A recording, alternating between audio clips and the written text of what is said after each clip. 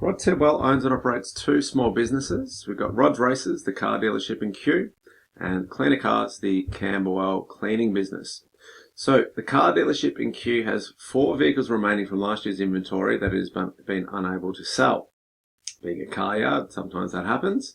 And the sale price of each of those vehicles is $35,000, and they each cost the business $27,000. So what's happened to Rod is, because they're now a year old, he believes he can only sell them for $25,000, and as such, he believes he should write down their value in the balance sheet. So taking them down from their sale price down to the cost, and even further down to the current market value of $25,000. In previous years, the business has always written down the value of old stock to its current market value.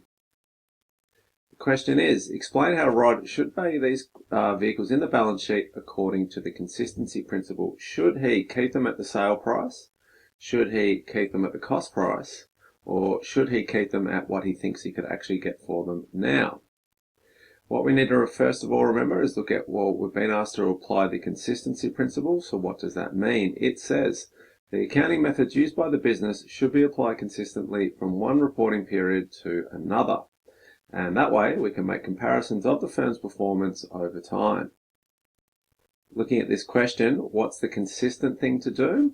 Is it value the cars at their sale price, value the cars at what they cost the business, or value the cars at their current market value? Now, to answer that, we need to look at the statement that said, in previous years, the business has always written down the value of old stock to its current market value. So that's their common principle that they apply every year.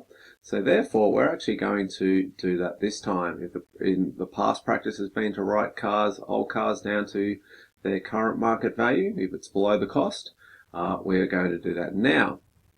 The question to answer is actually explain how these vehicles should be balanced according to the consistency principle. So the first thing we do is we identify, and we don't actually need to do that with this question. There's no accounting principle to identify because that was in the question itself. It said to apply the consistency principle. So we'll move on to defining it. So let's get a nice concise definition. It means the accounting methods used by the business should be applied consistently from one reporting period to the next. Finally, we need to relate that to the question and say, in this case, because the business has always written down the value of stock to its current market value, Rod must value these vehicles at their $25,000 market value. This will consistently apply the same accounting method he has always used. Let's look at our marks for this question. We first of all defined what consistency meant. Then we got to our relating section. So we got 3 marks. We need to do 3 things. So the first thing we did was we answered the question. We said we should value those vehicles at their $25,000 market value. That's explicitly answering the question we were asked. And then the third point we need to make is that, well, how is that going to reinforce the consistency principle? It will ensure that those same accounting methods each year are being consistently applied.